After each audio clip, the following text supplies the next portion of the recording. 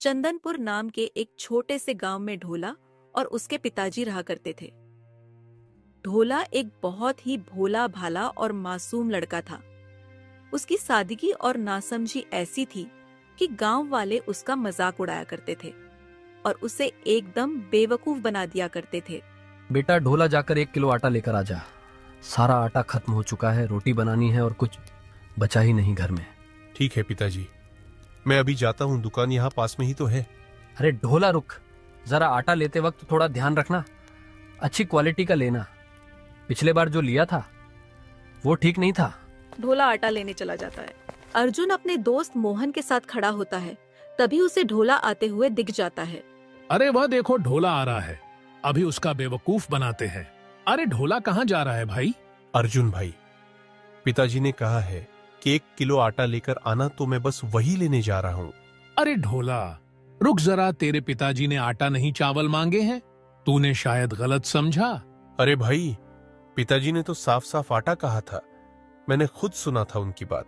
अरे नहीं ढोला, तेरे पिताजी ने तुझे चावल मंगा है और तू चावल ही लेकर जा, वरना तो खामा खा तुझे फिर से बेवकूफ समझेंगे। ढोला दुकानदार से चावल लेकर अपने घर चला जाता है। फिर जैसे ही उसके पिताजी देखते हैं कि वह आटे की जगह चावल लेकर आ गया, वह उससे पूछते हैं, अरे ढोला, माँ ने तो तुझे पहले ही कहा था कि आटा लेकर आना है, तो तू चावल क्यों लेकर आ गया? अरे पिताजी ने तो मुझसे कहा था कि आपने चावल मांगे हैं, तो मैं चावल ही लेकर आ गया। ढोला के पिताजी आकाश ढोलक को देखकर बहुत ही दुखी होते थे, क्योंकि वह बिल्कुल भी समझदार नहीं था। कुछ समय बाद पूरे गांव में भयानक सूखा पड़ जाता है। बारिश का नामो निशान तक नहीं रहता। आसमान से एक बूंद पानी भी नहीं गिरता। सारे तालाब, कुएं और नदियां सूख जाते हैं। पेड़ पौधे मुरझा जाते हैं और खेत बंजर हो जाते हैं। गांव के सभी लोग पानी के लिए तरसने लगते हैं। प्यास से उनकी हालत खराब होने लगती है। बच्चे, बूढ़े, जवान सब पानी की एक एक बूंद को तरसते हैं।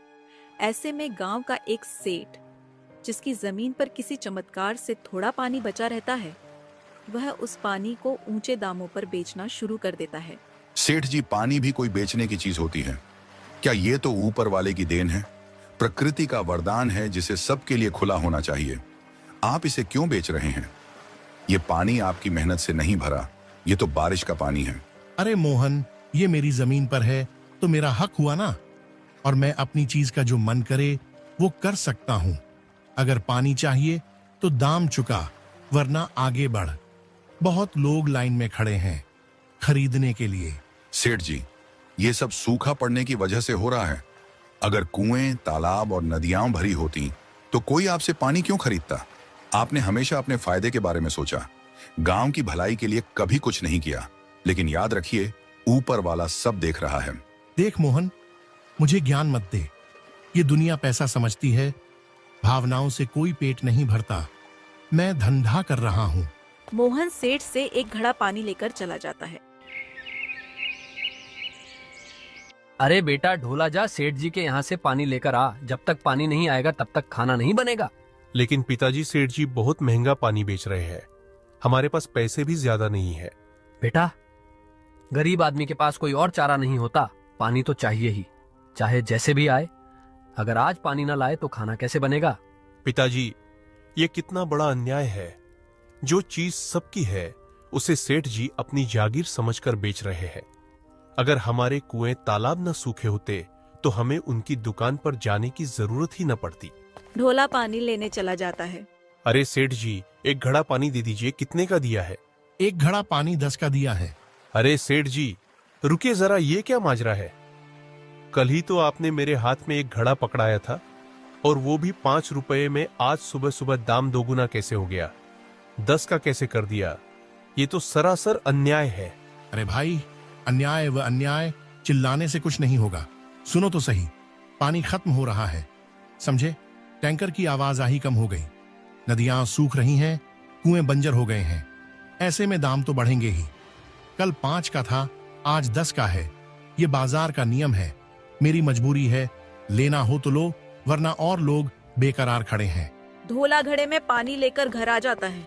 पिताजी, खाना तो किसी तरह बन ही जाएगा, लेकिन खेतों का क्या? पूरा खेत सूख चुका है। हरियाली तो जैसे हमसे रूठ ही गई हो। अगर पानी नहीं पड़ा तो इस बार फसल बिल्कुल बर्बाद हो जाएगी। बेटा, हालात तो सच में बहुत खराब हो चुके हैं। पहले जब सूखा पड़ता था तो पास के गांवों से मदद मिल जाती थी, लेकिन अब तो वहां भी पानी का अकाल पड़ चुका है। कुछ ही दिनों में सेठ के तालाब का पानी भी पूरी तरह सूख गया था, जिसके चलते अब पूरे गांव को पानी की भारी किल्लत से जूझना पड़ रहा था।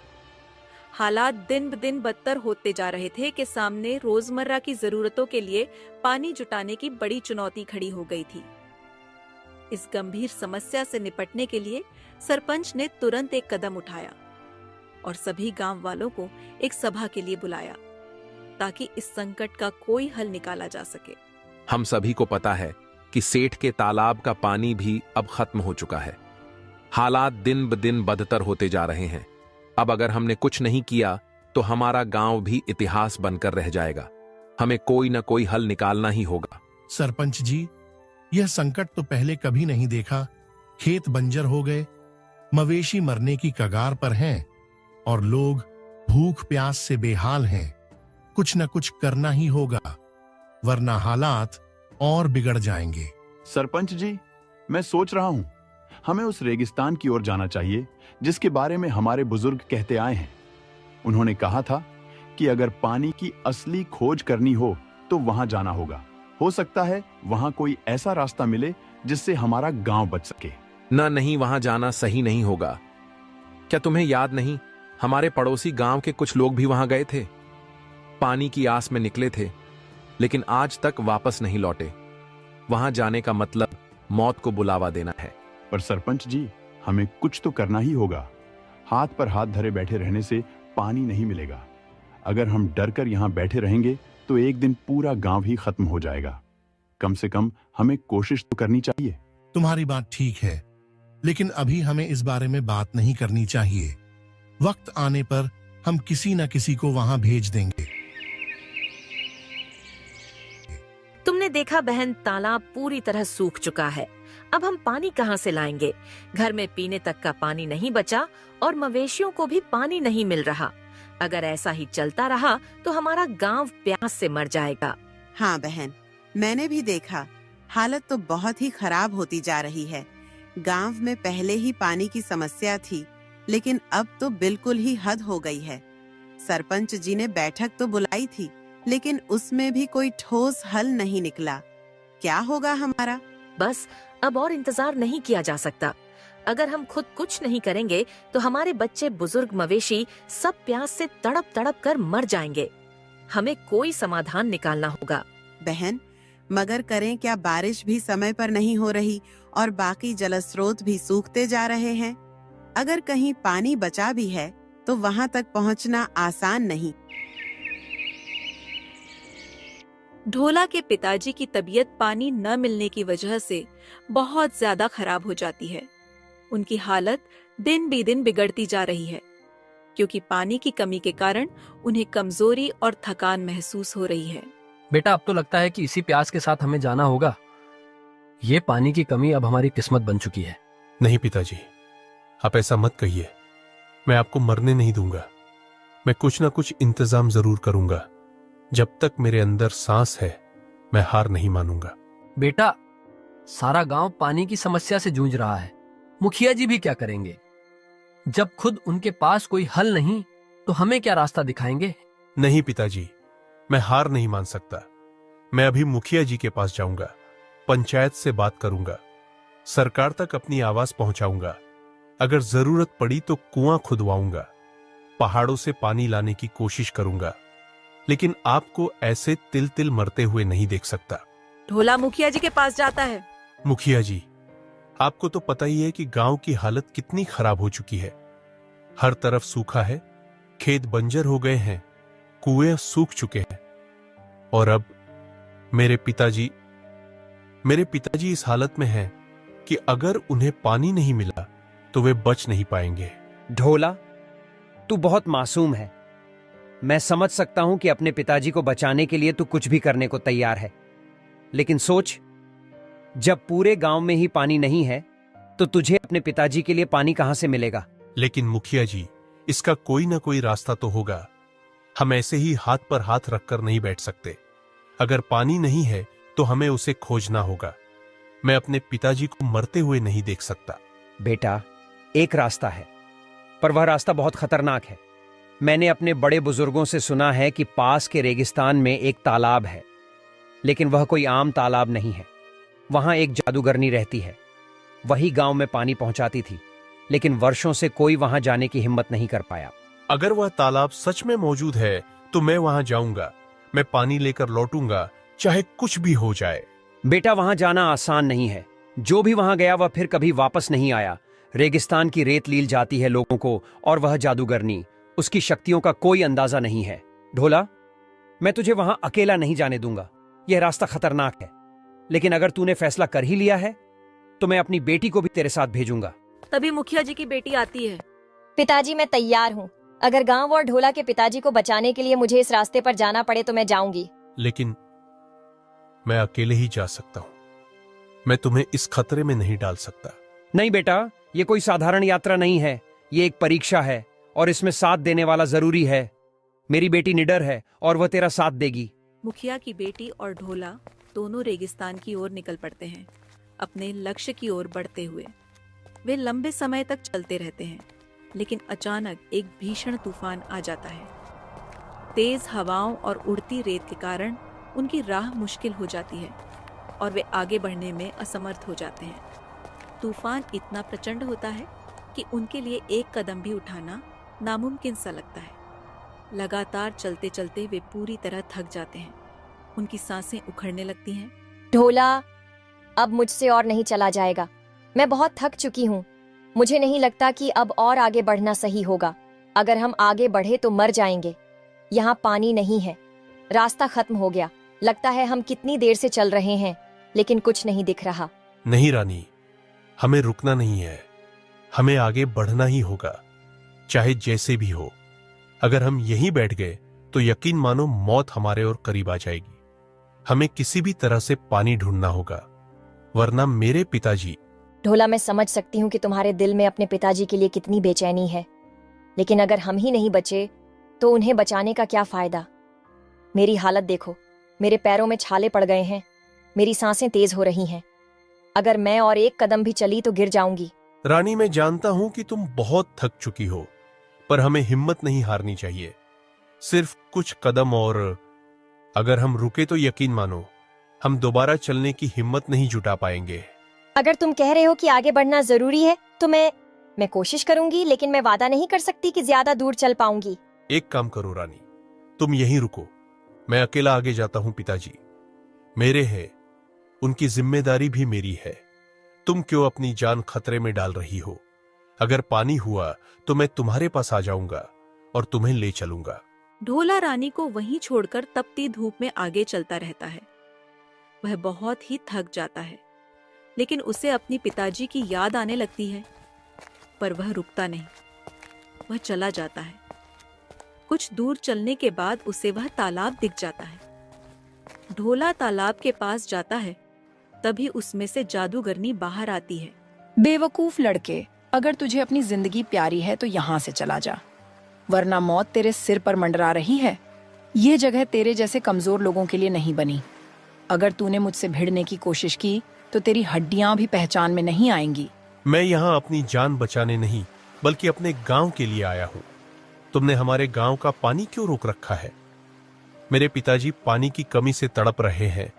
अगर उन्हें जल्द पानी नहीं मिला तो उनका बचना मुश्किल होगा। तुम इंसान कभी नहीं सुधरोगे। तुम्हारे जैसे लोग पानी की कीमत नहीं समझते।